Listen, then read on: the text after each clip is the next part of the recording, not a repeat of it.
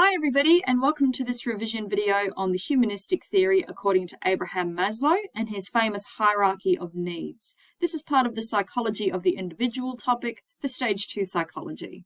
So let's get started. So we already know that the humanistic theory was first developed by Carl Rogers and his famous client-centered therapy, which allowed clients to undergo their own growing to reach self-actualization, which is a human's maximum potential. Now, Maslow focused as well on this theory. So Maslow also focused on how humans can reach their maximum potential and reach self-actualization, but he did so in a slightly different approach to Rogers and made it more organized and into a structure, which he's famous for, of needs that people can actually strive for and try and achieve in order to reach this level of self-actualization that he is famous for. So he first studied people who were exceptional in their careers, including people like Abraham Lincoln, Albert Einstein, and Eleanor Roosevelt, as well as other figures with very good mental health. And through this study that he conducted, he believed that self-actualized individuals shared similar characteristics or traits. And from that research of these brilliant people, he developed the very famous hierarchy of needs. Now, the goal of this was to inform people and allow others to reach this. So it was a structure for people to be able to achieve in order to reach their maximum potential and develop a healthy personality. So in my previous video when talking about Rogers, the whole goal or the whole premise of the humanistic theory is very obviously humanistic, and it's a very warm, person-centered approach. And the same can be said for Maslow and his hierarchy of needs. So it really was designed to allow people to reach their maximum potential in a very human way and allow people to become much happier and much more content in their lives. And the way that Maslow believed that this could occur is if he had developed his hierarchy of needs, that people would obviously have all of the needs met at each of the levels. So again, he developed the very famous hierarchy of needs to inform and allow others to reach this level of self-actualization, which is again the maximum potential that somebody can reach. Now, according to Maslow, the needs at the bottom of the hierarchy need to be met before other higher order needs can be fulfilled. Very famous quote from Maslow here. One can choose to go back towards safety or forward towards growth. Growth must be chosen again and again. Fear must be overcome again and again. So let's have a look at his hierarchy in a little bit more detail. So this is the basic or the starting humanistic theory, Maslow's hierarchy of needs. So you can see it's made up of 5 levels. Now this isn't the only version of this. We're going to talk about the more advanced one later on in this video, but this is probably the most common and the most famous versions of Abraham Maslow's hierarchy of needs. So he theorized that once all of these needs are met, a person will reach self-actualization. So let's go through the levels and the needs themselves. So Maslow theorized that everyone starts at the bottom with physiological needs. So this includes obviously nutrition, water, air, sleep, shelter, clothing, and obviously reproduction in order to survive. So these are our basic physiological needs that we obviously need to survive. Once these needs are met, then and only then can we progress up to the next level, and so on and so forth. So Maslow was very insistent that all of the needs at each level must be met before advancing up the hierarchy. And if certain needs were not met, a person would be stuck at that particular level until it was. So the next level after that is safety needs. So this includes security. So security and stability, predictability, protection, freedom from fear, structure, order, law, and limits. So what this looks like is security of the home, security of a job and an income, security of the self, and obviously being in a safe environment. So once the safety needs are met, we then move up to the 3rd level, which is social needs, or sometimes called love and belonging needs. So this is all about relationships. So giving and receiving affection, intimacy with a significant other, good and meaningful friendships, tenderness, affiliation with a particular group and feeling of belonging in a group, love obviously, and a sense of belongingness, like I said before. So Once all of these needs are met in terms of the social needs, Maslow theorized that a person will gain more self-esteem and feel secure enough because of the belongingness of others that they can then really thrive and have a sense of who they are. So these are our esteem needs in the fourth level. So this includes positive self-evaluation, so being able to look at ourselves in a positive way and also recognize our own downfalls. A sense of dignity and achievement, mastery at certain talents or tasks that we choose to complete, high competence in tasks that we complete, interdependence, having a good reputation and prestige, and also having high self-esteem and giving respect to others and gaining respect from others.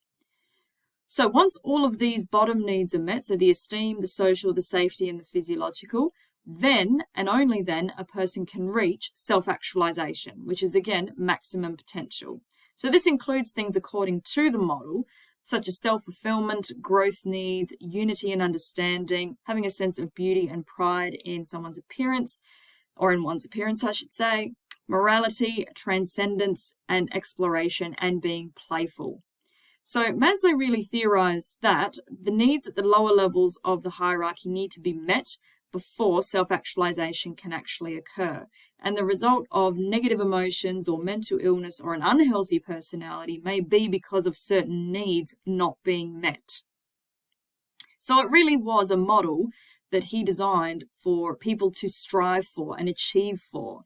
And he believed, again, through doing his research of very brilliant people, that they had all of these needs met, and there were commonalities between the brilliant people that he studied. And this was basically a goal for everyday people to reach for. So Maslow's hierarchy of needs, again, was later expanded on. So if I just go back for a moment, like I said, this is, again, the most famous version of it. But as time went on, a lot of people criticized the model because it didn't obviously explain enough needs for the modern world. Because remember, this was obviously developed in the 1950s and 60s.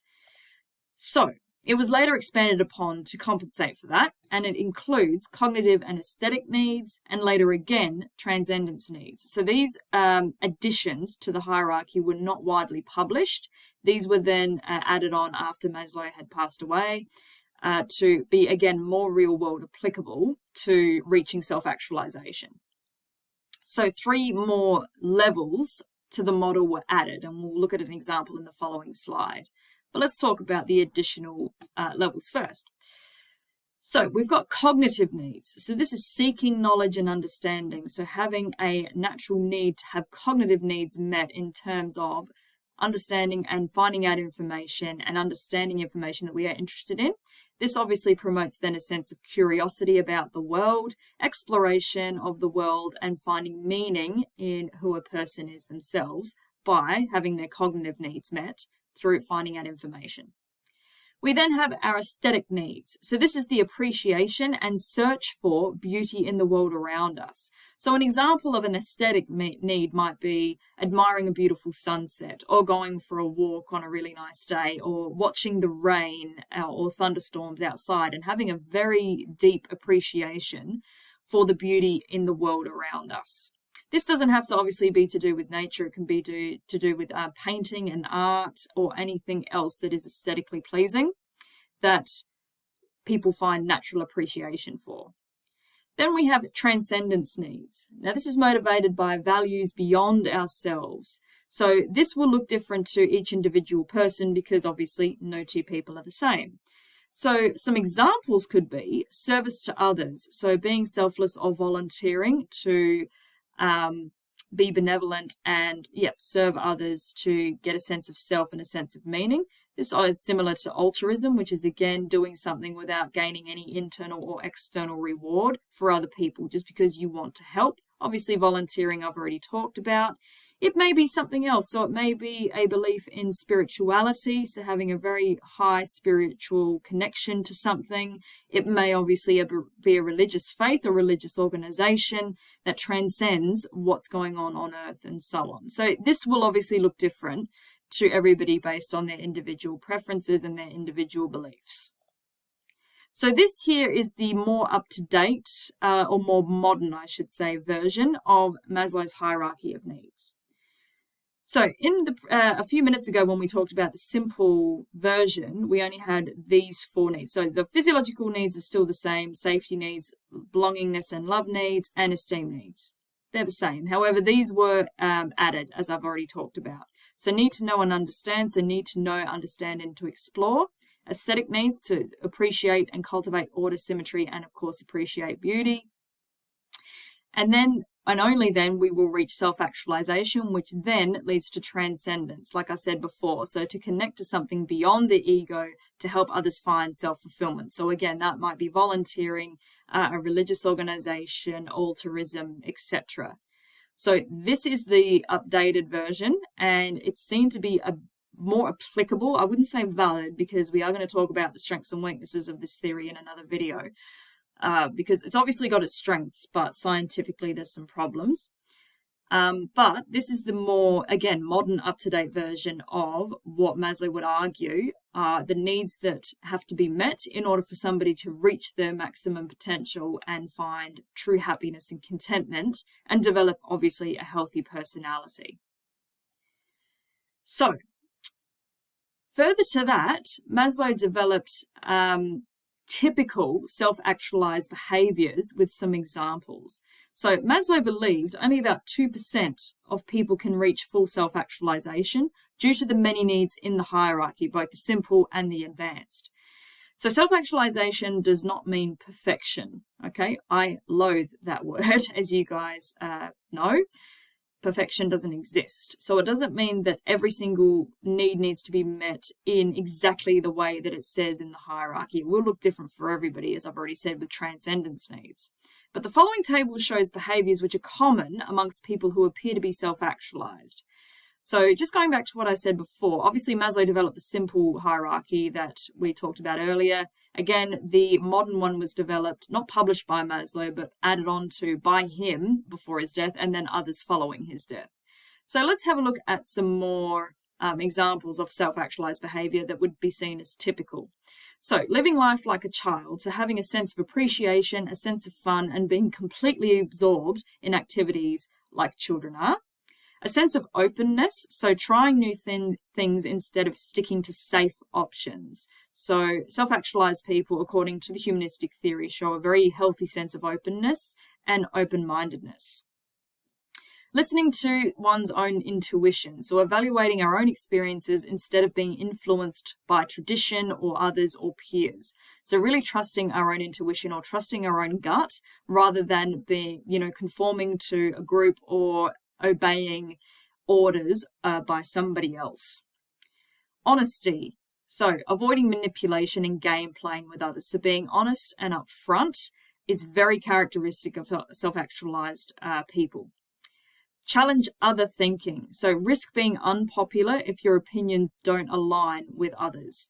So making sure that you do what's right for you, or you do what you feel is right at the risk of being unpopular. So having a sense and a confidence in oneself that you are doing the right thing based on your own opinion and your own values and your own attitudes.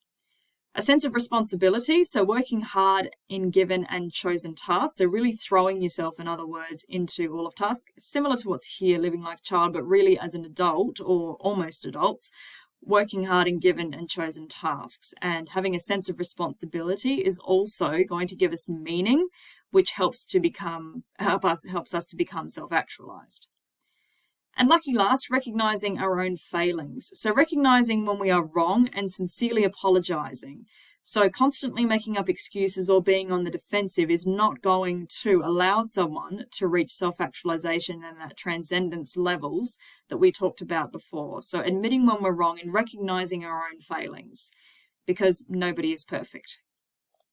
Okay, so that is, ladies and gentlemen, the revision video on Maslow's hierarchy of needs. So I hope you found this video useful. If you have any questions at all, you know what to do. Please let me know.